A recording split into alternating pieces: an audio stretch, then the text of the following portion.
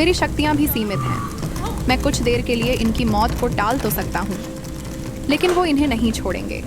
वह आदमी जिसे तुमने मारा है वह नरपिशाच बन चुका है। उसका एक ही मकसद है इंतकाम।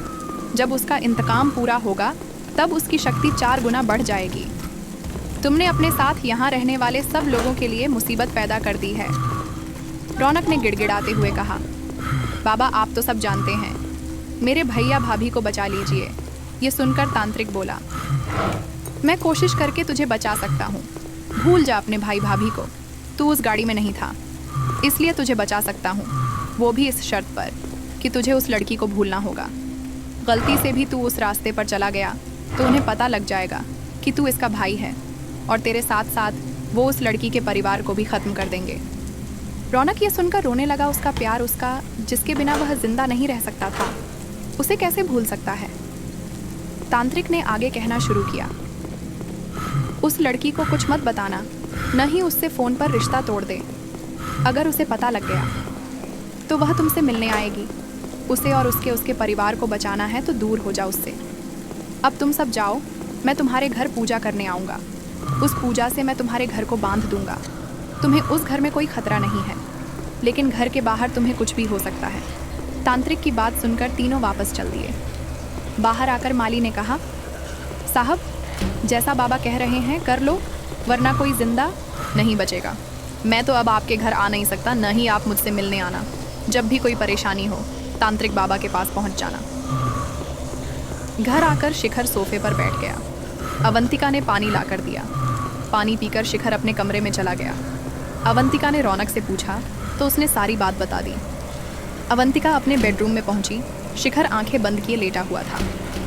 अवंतिका बोली, शिखर जब तक सब ठीक नहीं हो जाता हम घर में ही रहेंगे।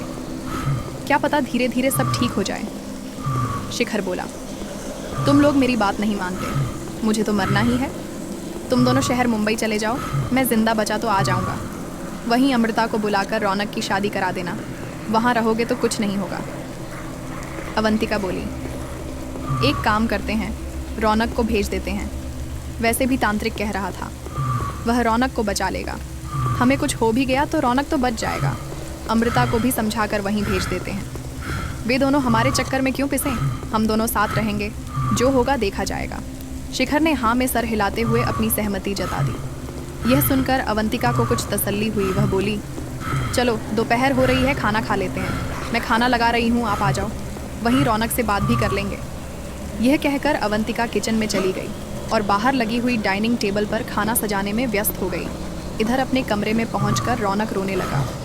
वह अपने प्यार को कैसे भूल सकता था।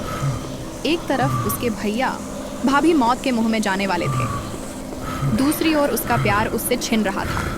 वह तकिए में सिर छिपाए रोता जा रहा था। तभी अवंतिका ने आवाज़ दी, रौनक जल्दी से तैयार होकर आ जाओ, मैंने खाना लगा दिया है।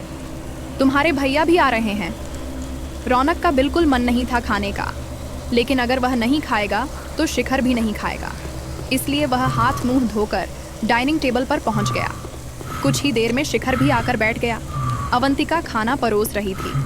तभी रौनक बोला, भैया क्या सोचा है आपने, अब हमें क्या करना चाहिए?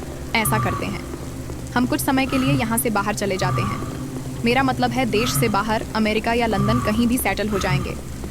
शिखर ने गहरी सांस लेते हुए कहा, तुमने सुना नहीं, वो हमें कहीं नहीं जाने देंगे। हम दोनों का बचना मुश्किल है, लेकिन तांत्रिक भी कहाँ रहा था, तुम्हें बचाया जा सकता है। मैंने और अवंतिका ने यह फैसला किया है कि तुम मुंबई चले जाओ, वहीं अमृता को बुला लेना और शादी करके सेटल हो जाना। हम बच गए तो आ जाएंगे, नहीं तो हमें भूल जाना। मैं तुम्हारे जाने का इंतज़ाम कर देता हूँ। जाने से पहले तांत्रिक से तुम्हारे लिए उपाय भी करवा देंगे।